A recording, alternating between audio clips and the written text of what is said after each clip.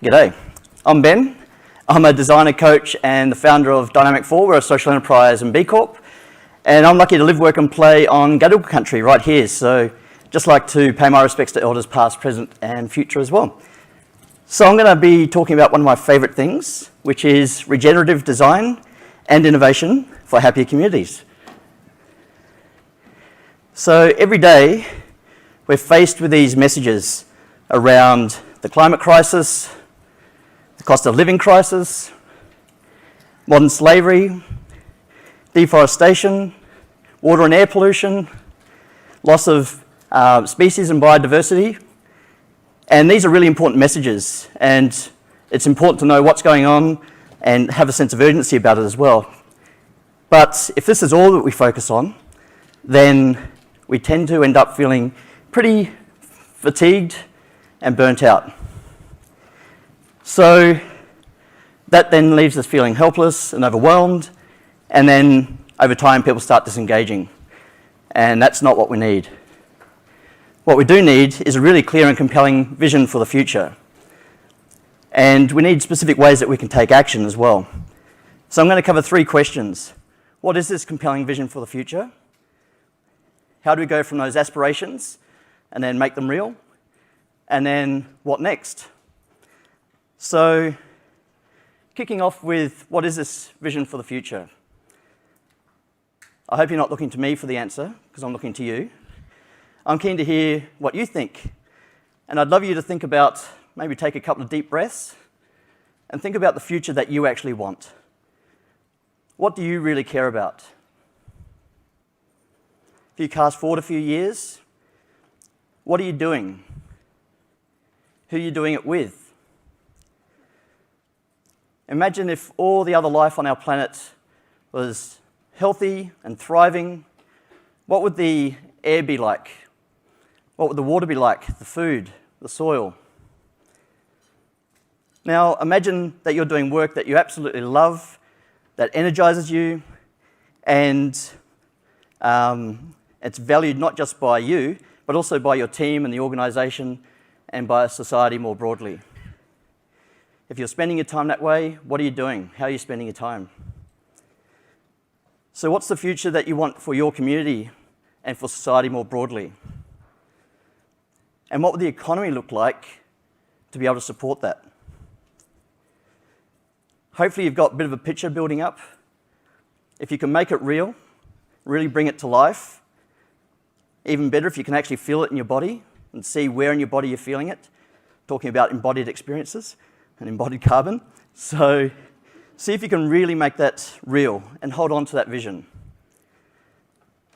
So if you've got that vision, hopefully an aspiration of this beautiful future where people, all life on our planet is thriving,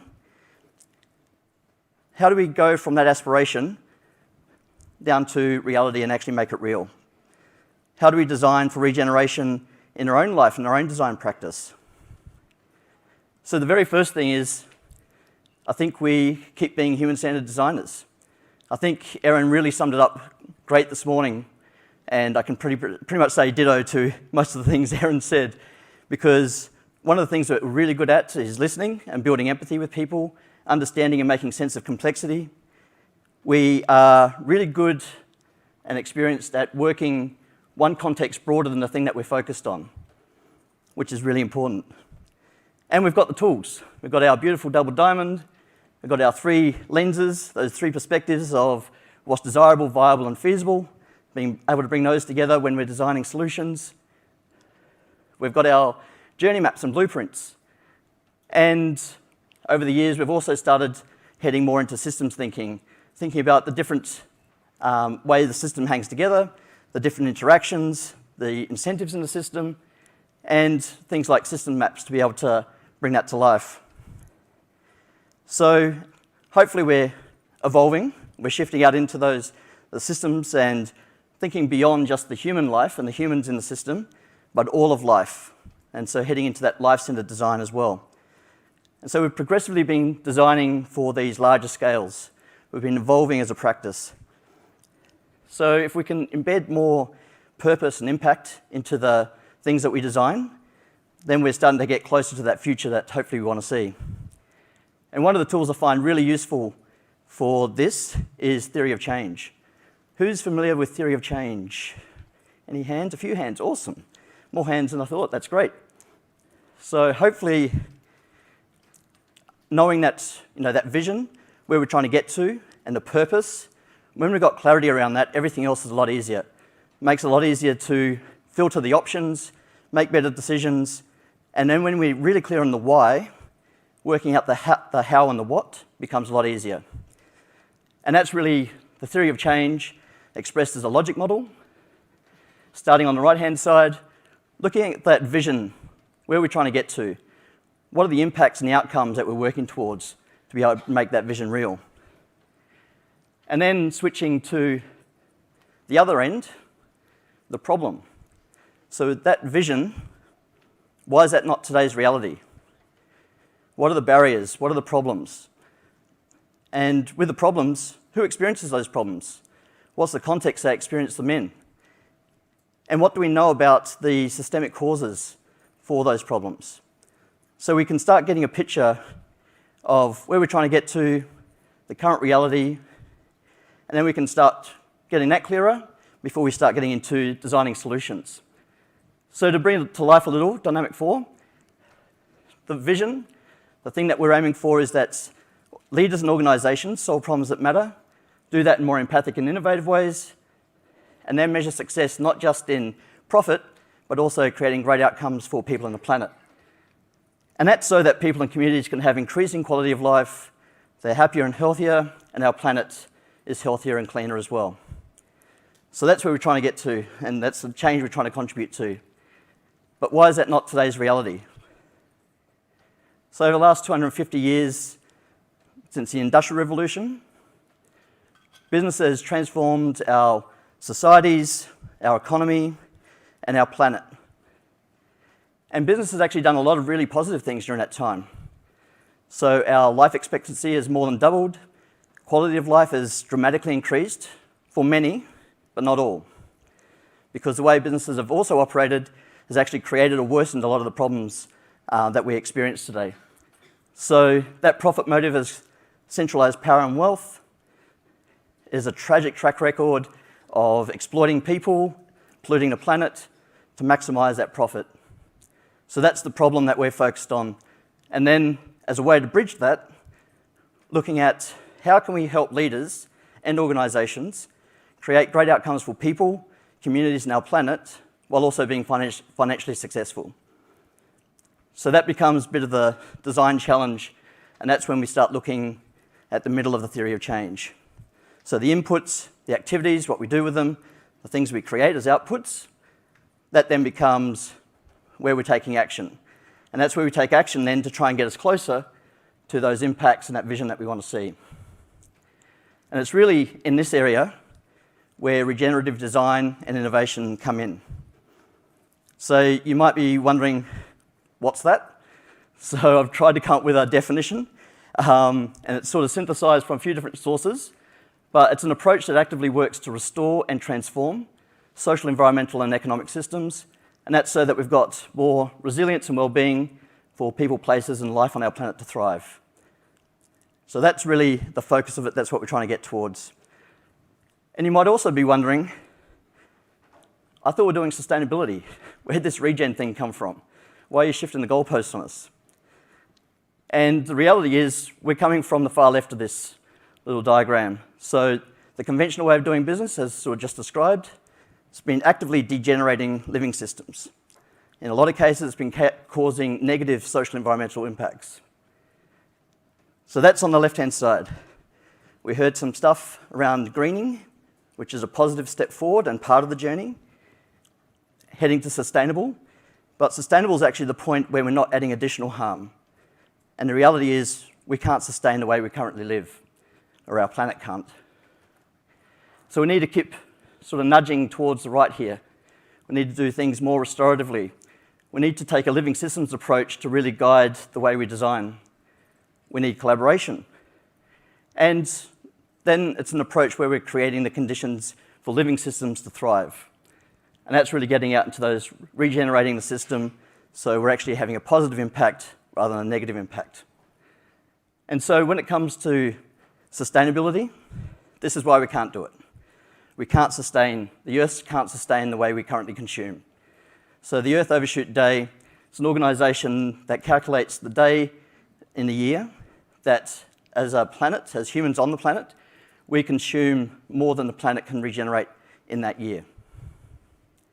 Unfortunately, again, a couple of weeks ago, we passed that day of the year on the 2nd of August. So this year we've already consumed more than the planet can regenerate. And in Australia, we're way worse. We passed that date in March. So if everybody on the planet consumed as we do in Australia, then we would exceed that in March. So at the moment we need about 1.7 Earths to be able to sustain the current consumption. So it's really not an option to just sustain. We need to rapidly transition to regenerative ways of doing business and living. So what's good business mean now? Over the years, there's been a positive trend, I think, where operating ethically and sustainably has become pretty much the minimum baseline, especially when you bring a new product or service to market. There's a lot more protection around some of the incumbents in certain industries, but that's increasing the expectation. And so that means designing our business models, our products and services to actually be regenerative. And there's some really powerful drivers there. Customers want to buy from businesses that are doing good things. Talented people, like the room here, want to work with companies doing good things and do meaningful work.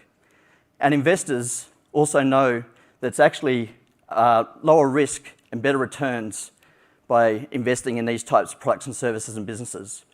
And there's a massive reallocation of capital that's underway. So we've got this awesome opportunity to use the power of design and business to actually contribute to creating a positive impact. And hopefully that's part of what everyone here wants to be, part of that future. And so that really comes down to changing the way we think about and measure success. So when we value and measure outcomes for people and the planet alongside profit, and profit doesn't supersede them, then that's triple bottom line. So we're actually bringing those perspectives together of how do we do those three things at once. And to be able to do that, we need adaptive leadership. We can't do this on our own, and we need collective action to be able to make it happen. As designers and leaders, we make decisions every day with our design decisions on our products and services that are we going to get us closer to that vision that we want or not? So we're actually deciding this in action in real time. And then with action learning as a key way to be able to approach this, there's some principles I really love. The first one is, learning starts with not knowing. And that pairs nicely with the when we know better, we can do better. And then another one is that there's no experts in complex challenges. And everything that we've been talking about so far, they're definitely complex challenges. So there's no experts, but the third one I really love is that the people who decide to take action and take responsibility in a challenging situation, they're actually the people that have the highest chance of success and making a positive impact.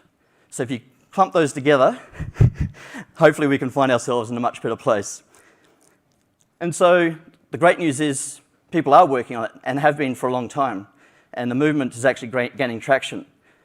There's some interesting scales at play. So Paul Hawkins' couple of books, one was A Drawdown, and then his second one more recently on regeneration.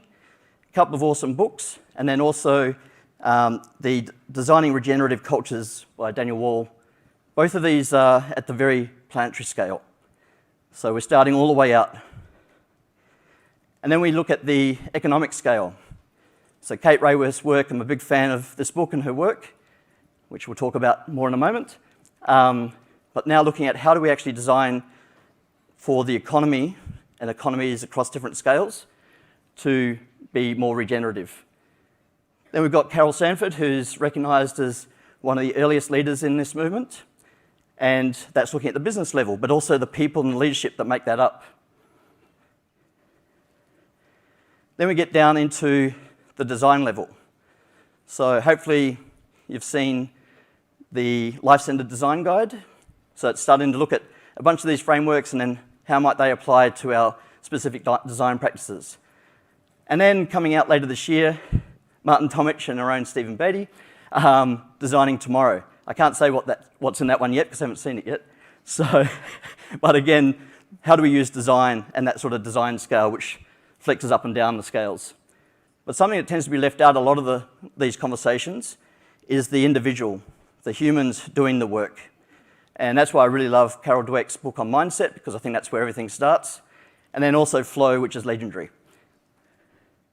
And then I wrote a book a couple of years ago called Solve Problems That Matter, which is really how to take and integrate all of these different ways of doing things at all of those different scales into actually taking action.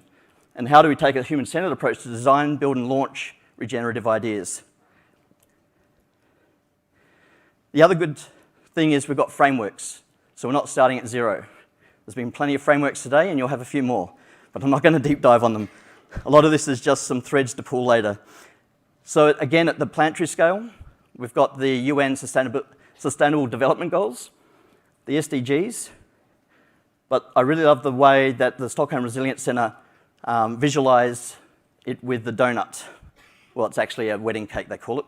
So it's then looking at the biosphere, society, and the economy, and how all 17 of the SDGs are completely connected and interrelated. And in this specific context, they're actually looking at how food is a thread that pulls all of those together. And then also Stockholm Resilience Centre, they did some awesome work on the planetary boundaries. So some of those things in terms of what are our finite resources on the planet and how we're going in terms of their consumption. Then we've got the national level. So last month in Australia, we had our very first wellbeing budget released, which is, to me, a pretty awesome thing. So measuring what matters. And so rather than just looking at GDP and some of the traditional economic measures, actually looking at what it looks like for Australia and Australians to be healthy, secure, sustainable, cohesive, and prosperous. So more dimensions than just the straight prosperous or economic measures. And I think that's a huge step forward. And then the circular economy movement, which has been around forever, but made huge momentum over the last few years. And then coming back to the donut. So Kate Raworth's donut, looking at those social foundations that we need in place for all living things to thrive, especially people. And then that planetary boundary. And then how do we design for experiences that actually live within those constraints? And that's at the planetary level, but the great thing here is it's then been designed to downscale. So rather than just leaving it up here at the world's to-do list, how do we now look at our more localised version of things? So both Sydney Regen and Melbourne Regen, a couple of organisations I recommend checking out and getting involved with, they've spent some time over the last few years mapping the donut, specifically within the Sydney and Melbourne context. So definitely worth checking out. And also the Donut Economics Action Lab deal, which is a global community in this space as well. So hopefully you're getting this thread of scales of design.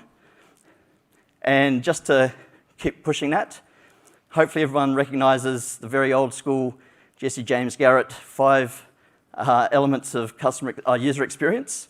This is an illustrated version, but showing that the different scales, and we don't necessarily just design up here, we also design at different scales and they all hang together and they all interrelate. And then, funnily enough, similar timing, it was actually a systems thinking version of the iceberg as well. So looking at, again, those different layers involved. And so without tumbling down a integral theory rabbit hole, which we can do at drinks, the concept is really important that with these scales, that every whole is actually made up of other wholes and is part of other wholes. So they're all nested. And so when we're thinking about the scales and levels of design, that as each new whole emerges, it transcends but also includes everything that came before. So we're not talking about scrapping all of our design practices that we've been doing forever. It's how do we use all of those things, evolve, include them, and start consciously designing for the larger scale. But we also still need to execute the detail. And that's going to be hard to see from there, but this is a scales of regenerative design, so showing kind of that nesting. So on the sort of middle left, we've got the products and services that many of us in the room spend our days designing, but then also shows how they then interact with the broader system and the ecosystem and scale out. So that question of how do I design for regeneration in my own life and design practice? So I'm going to try and get practical. So the very first thing is I want you to be happy. Everyone happy? Won't be too much longer before drinks. So when it comes to being happy and happiness habits, we've been conditioned to constantly think that we'll just achieve this one thing and then I'll be happy. I'll achieve this other thing and then I'll be happy. So Sean Achor talks about individually and collectively, we keep moving the cognitive, the happiness goalpost over the cognitive horizon. We keep putting it out of reach. Whereas from all the happiness research that is done, it's actually the other way around. When we're happy, when we're in a positive state, we're smarter, more motivated, and more successful. And so happiness is actually at the center, and success revolves around it.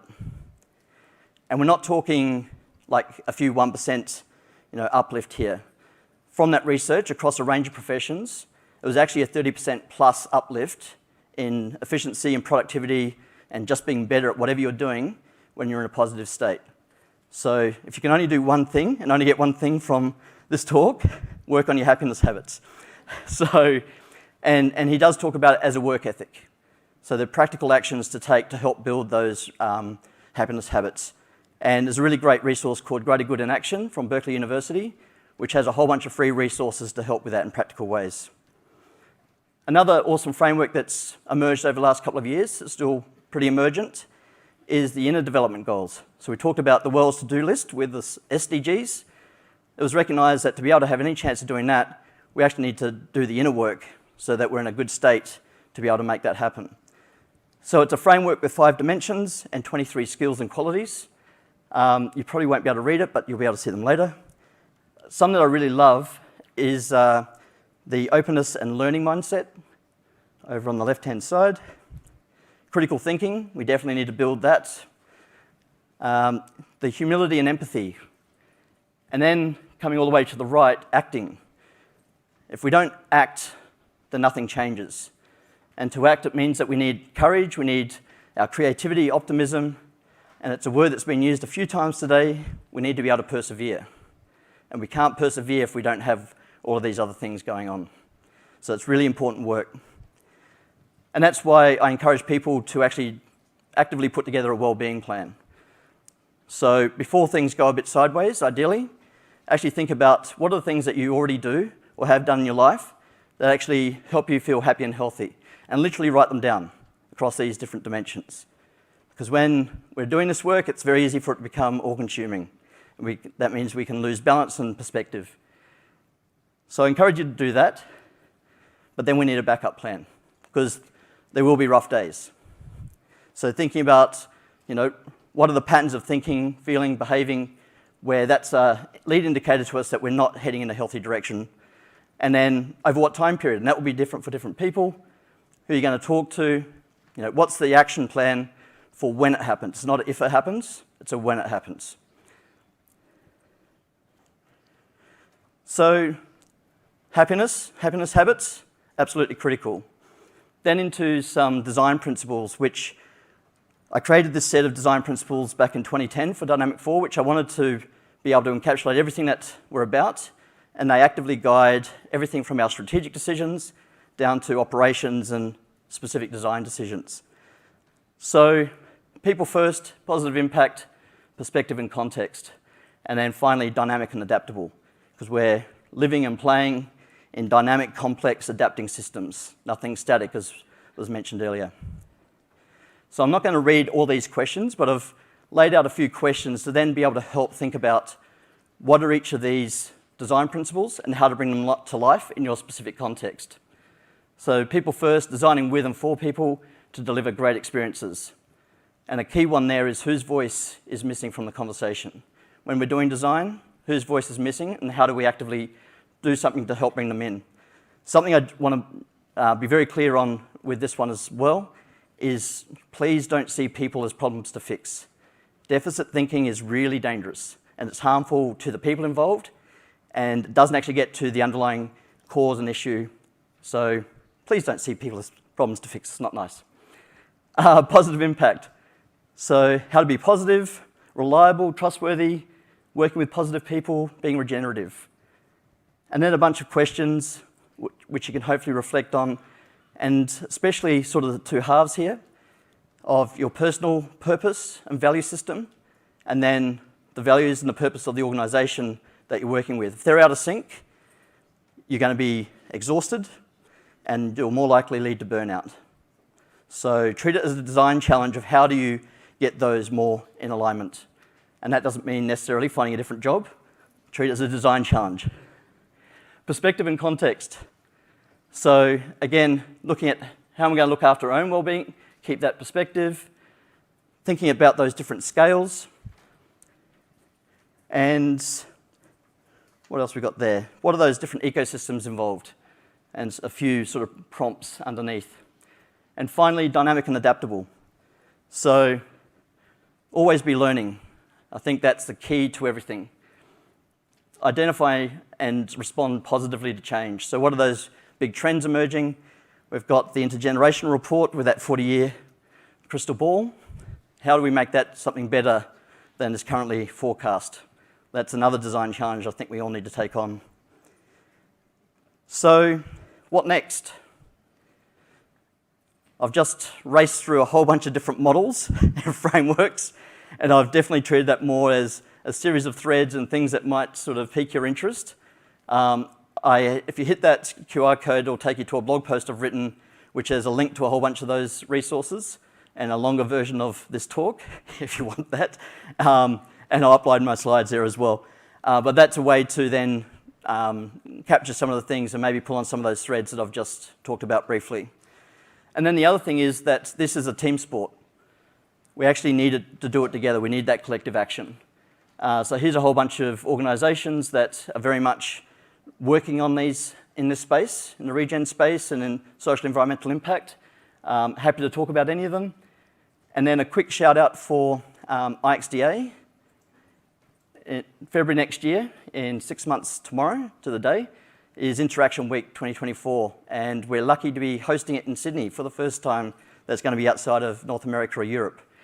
So if you hit that QR code, you'll be able to get the last of the early bird tickets and also put forward a proposal to be able to speak. So you get the opportunity. And it's very much on topic. So the theme that we've got is revisit, reframe, regenerate. So we're very much on theme here. So in terms of what's next, the main thing is that I hope you'll share your vision and then do the work to make it real. And I'd love to hear what your vision is. When you hopefully were getting that picture earlier, I'd love to actually hear what it was. So if we can think about that bigger picture and get really clear about the why that we're designing for, then that will drive how we design and what we design. Because our worldview does actually shape our design. Let's collaborate to solve problems that matter. And those are problems that matter for our teams, for our customers, and all life on our planet. And if we do that with regenerative business models, products and services that are financially successful, and then we also look after our well-being while we're doing it. And most of all, I hope you have fun solving problems that matter.